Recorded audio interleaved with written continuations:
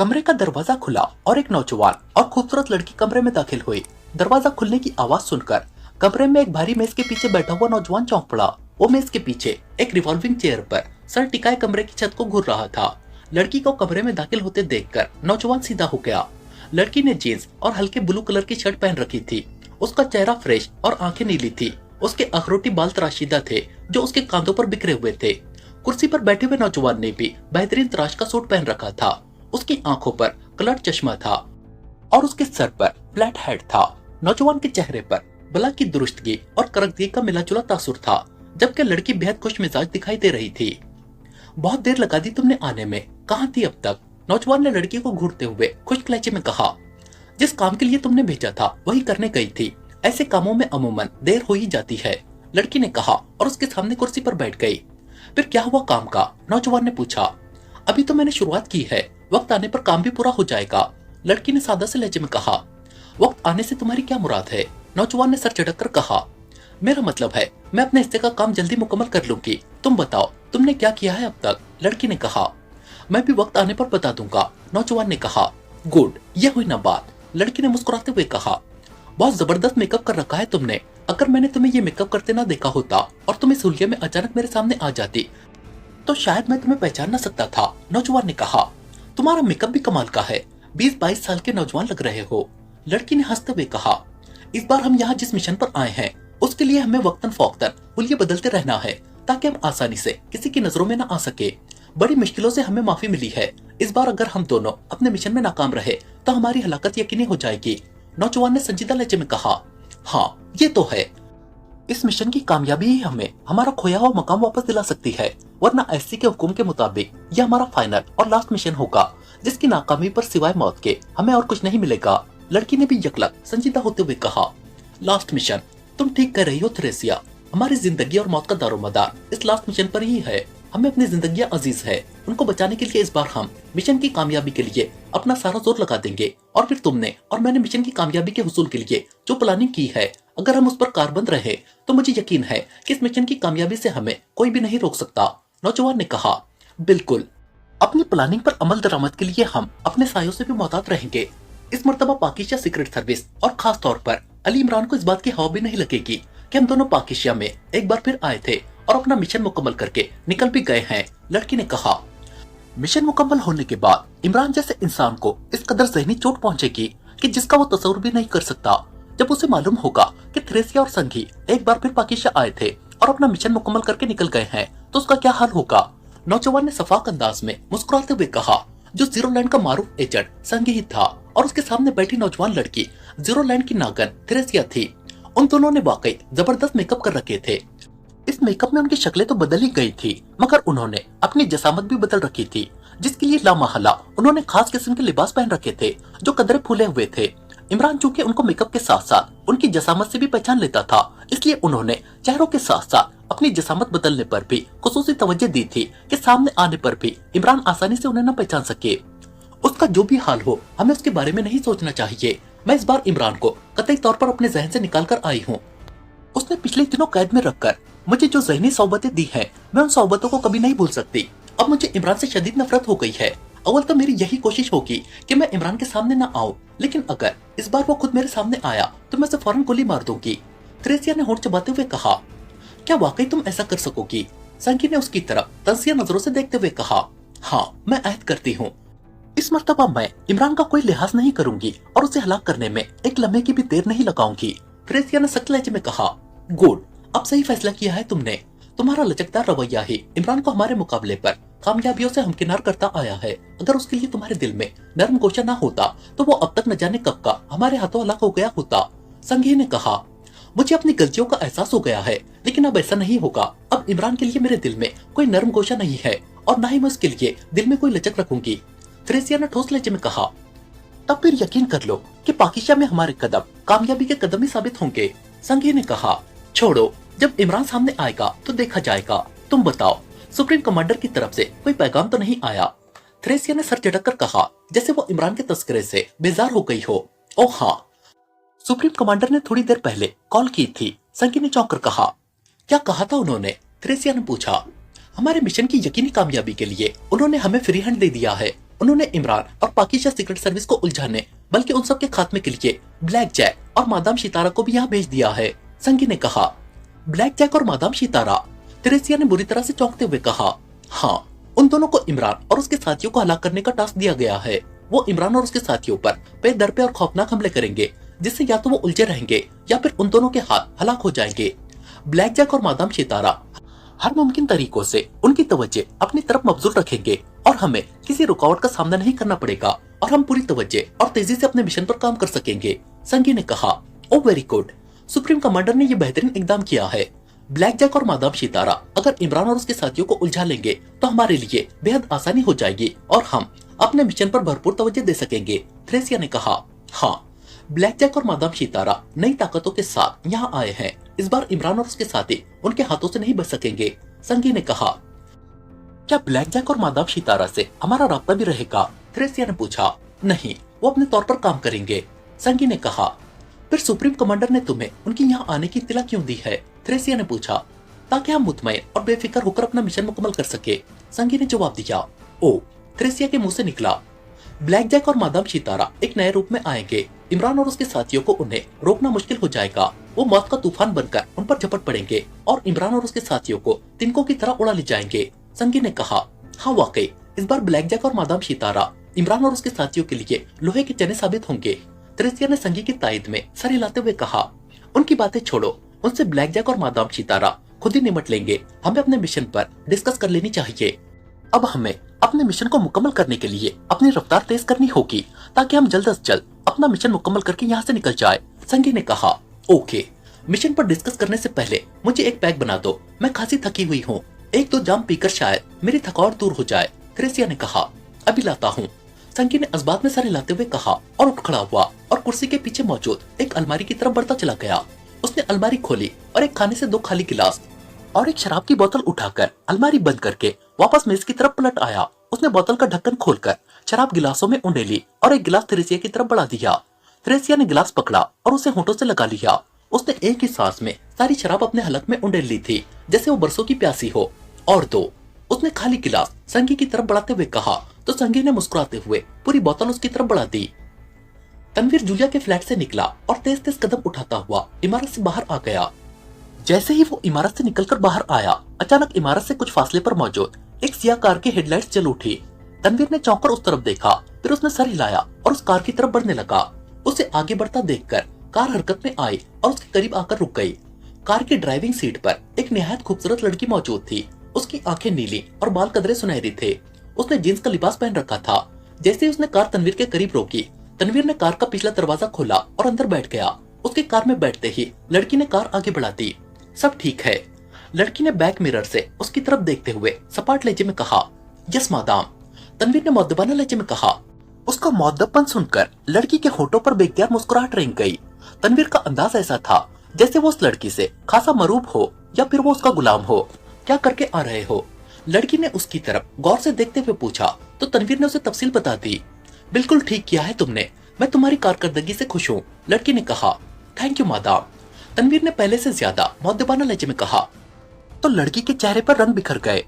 Blue switch वहाँ लगा दिया है? मादाम ने पूछा। Yes madame. तनवीर ने इस्बात में सर हिलाते हुए कहा।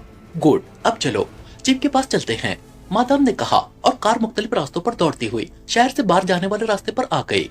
मुज़ाफात की तरफ जाने वाली सड़क पर बराए नाम ही ट्रैफिक थी। वैसे भी रात का वक्त था, वहाँ इक्का दुक्का ही गाड़ियां आ जा रही थी। यही वजह थी कि मादाम ने कार की रफ्तार बढ़ा दी थी। मुसलसल और तेज रफ्तार ड्राइविंग के बाद मादाम कार को पहाड़ी इलाके में ले गई। उसने कार एक नशीब में उतारी और एहतियात से कार टीलों और पहाड़ियों के दरमियान से गुजारती हुई एक बड़ी पहाड़ी के पास ले गई। पहाड़ी में एक बड़ा गार था। मादाम कार सीधी गार के अंदर ले गई। काफी आगे ले जाकर उसने कार रोकी और इंजन बंद कर दिया।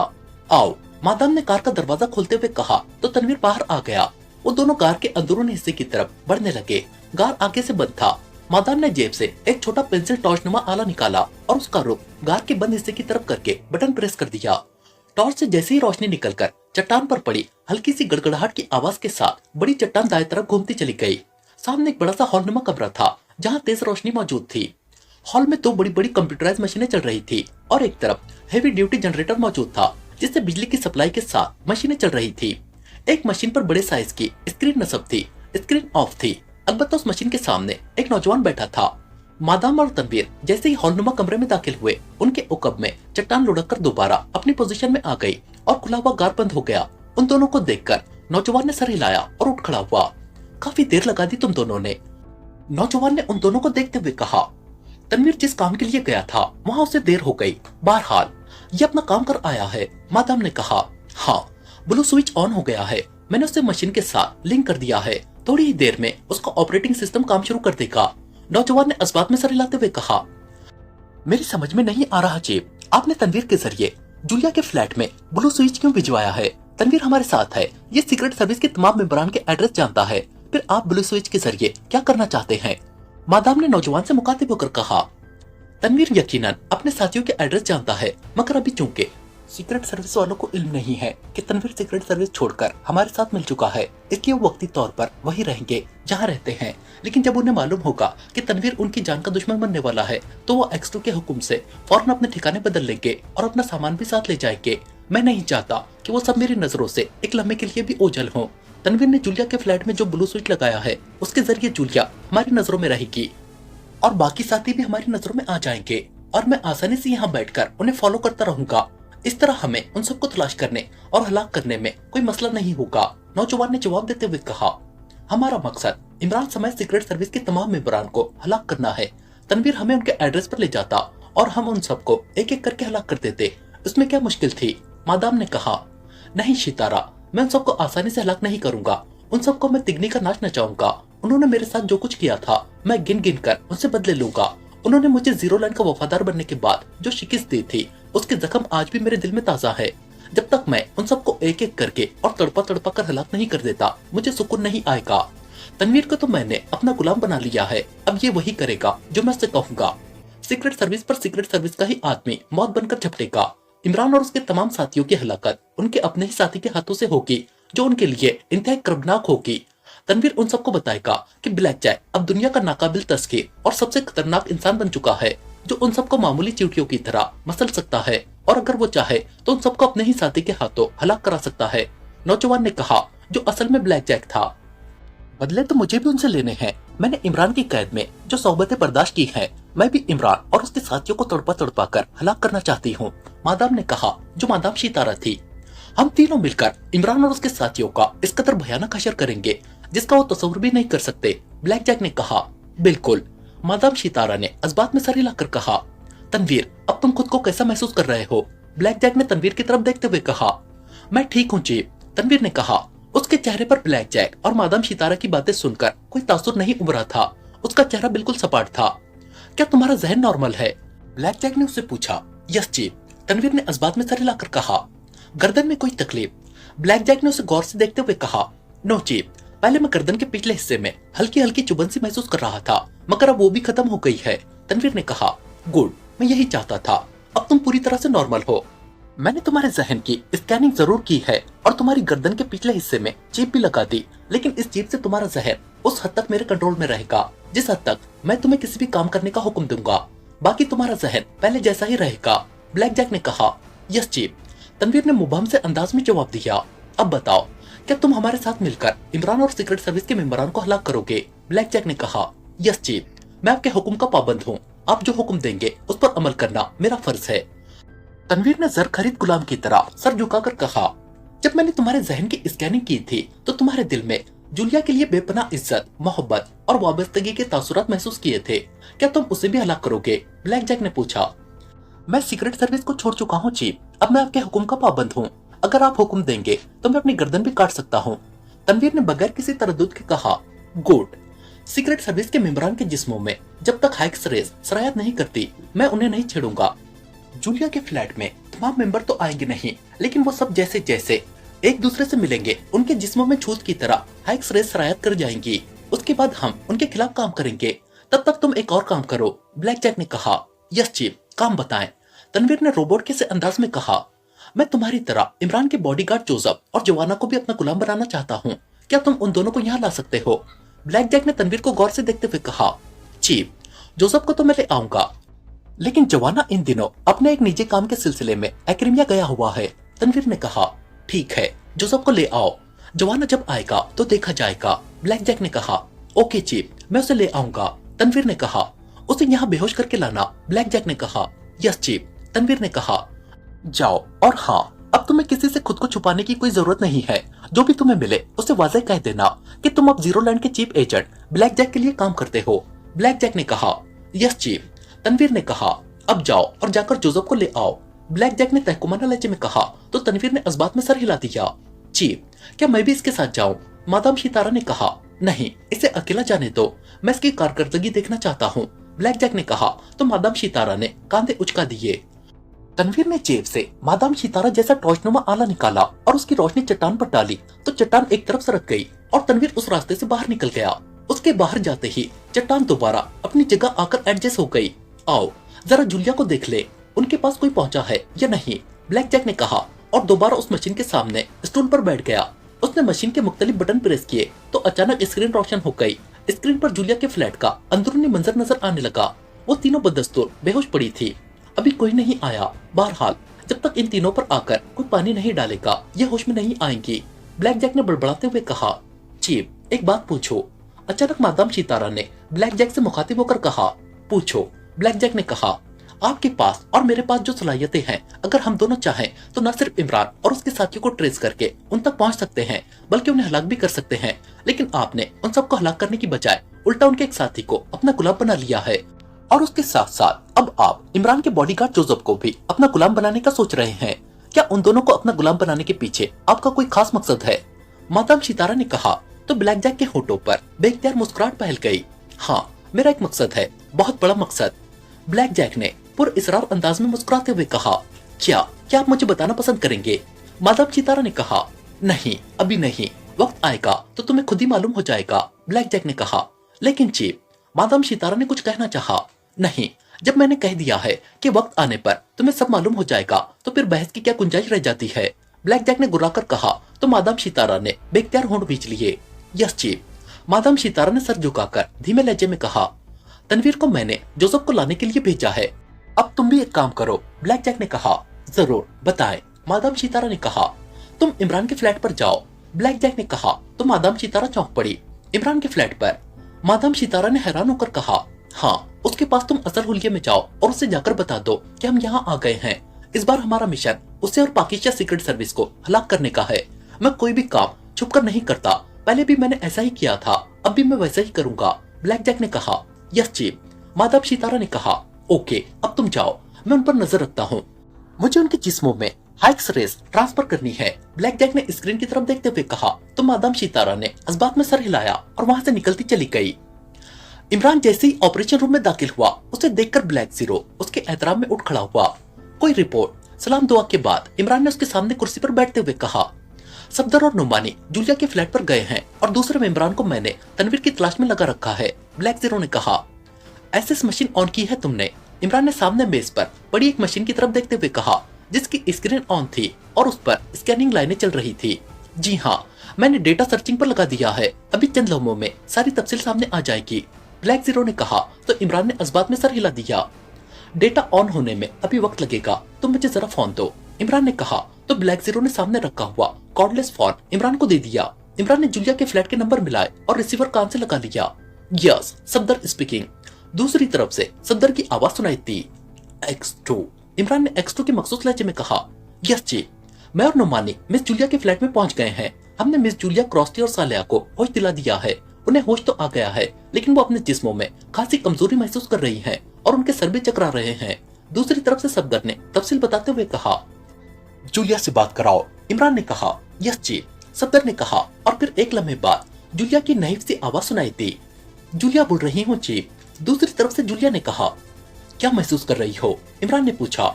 चीफ, जिस्म में हल्का हल्का दर्द हो रहा है और सर भी चकरा रहा है, बार बार आंखों के सामने धुंध सी छा रही है। दूसरी तरफ से जूलिया ने उस अंदाज में कहा जैसे उसने कोई नशा आवर दवा खा रखी हो। तनवीर ने जिस गैस से तुम्हें बेहोश किया था, क्या उसकी बो कसीली थी? तुम्हारे हलक में जलन का एहसास हुआ था, इमरान ने कहा। यस चीफ, हलक के साथ साथ एक लम्हे के लिए आंखों में भी मिर्ची भर गई थी, जूलिया ने कहा। क्या सफदर ने तुम्हें पानी से होश दिलाया है, इमरान ने पूछा। यस चीफ, उन दोनों ने हम पर पानी छिड़का था, जूलिया ने कहा। ओ, तनवीर ने तुम पर एक्स हाई गैस का अटैक किया था। तुम तीनों फौरन जिस कदर हो सके यक पानी के 2-2 गिलास पियो, अगर फिर भी कमजोरी और आंखों में धुंध खत्म ना हो तो सादा पानी में लीमू का रस निचोड़कर पियो, इमरान ने कहा। ओके चीफ, मैं सद्दर और नुमानी से कहती हूँ, जूलिया ने कहा। ओके, मैं कुछ देर बाद कॉल करता हूँ, इमरान ने कहा और उसने जूलिया का जवाब सुनकर फोन ऑफ कर दिया। एक्स हाई गैस, ये कैसी गैस है? मैं इसका नाम पहली बार सुन रहा हूँ। फोन बंद होने पर ब्लैक जीरो ने इमरान से मुखातिब होकर कहा, तुमने बताया था कि तनवीर ने बूट जमीन पर मारा था और वहाँ हल्के जर्द रंग का धुआं भर गया था, जिससे जूलिया, क्रॉस्टी और सालेहा फौरन बेहोश होकर गिर गई थी, इमरान ने कहा। जी हाँ, और तनवीर फौरन वहाँ से निकल गया था। कमरे में जर्द धुआं काफी देर तक मौजूद रहा था और फिर तहलील हो गया था, ब्लैक जीरो ने इस्बात में सर हिलाते हुए कहा। जूलिया ने बताया है कि उसके जिस्म में दर्द हो रहा है, सर चकरा रहा है और उसकी आंखों के सामने धुंध आ रही है। ऐसे असरात अमूमन एक्स हाई गैस की वजह से पैदा होते हैं और जूतों की एड़ियों में भी एक्स हाई गैस के कैप्सूल फिट होते हैं, जिनके टूटने से बेशुमार अफराद एक लम्हे में बेहोश हो जाते हैं। और तुम्हारी इत्तला के लिए बता रहा हूँ कि ये गैस एक्रीमिया के उस एजेंट की इजाद है जो अब जीरोलैंड का वफादार बन चुका है, इमरान ने कहा। उसकी बात सुनकर ब्लैक जीरो पहले हैरानी से इमरान को देखता रहा, फिर वो यकलक चौंक पड़ा। ब्लैक जैक, आप ब्लैक जैक की बात कर रहे हैं? ब्लैक जीरो ने शदीद हैरानी से कहा। हाँ, ब्लैक जैक, जिसे जीरोलैंड वालों ने सुपर पर्सन बना दिया है और वो खुद को गोश्त समझता है, इमरान ने कहा। ओ, लेकिन ब्लैक जैक का तनवीर से क्या ताल्लुक? ब्लैक जीरो ने कहा। एक्स हाई कैप्सूल का तनवीर के पास होने का क्या मतलब हो सकता है? इमरान ने उसे घूर कर कहा। ओ, तो क्या ब्लैक जैक फिर यहाँ आ गया है? ब्लैक जीरो ने कहा। अभी कुछ नहीं कहा जा सकता, मैंने तो अपना एक ख्याल जाहिर किया है। X high capsule black jack के इजाद करता है और वो अमूमन इन्हीं कैप्सूल का इस्तेमाल करता है। अब ये कैप्सूल तनवीर के पास कहाँ से आया, ये तो वही बता सकता है, इमरान ने कहा।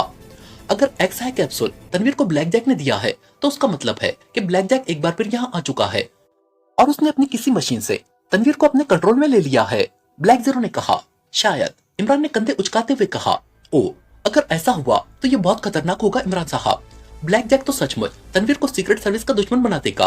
अगर तनवीर सीक्रेट सर्विस का दुश्मन बन गया तो वाकई मुश्किल हो जाएगी, ब्लैक जीरो ने तशवीश भरे लहजे में कहा।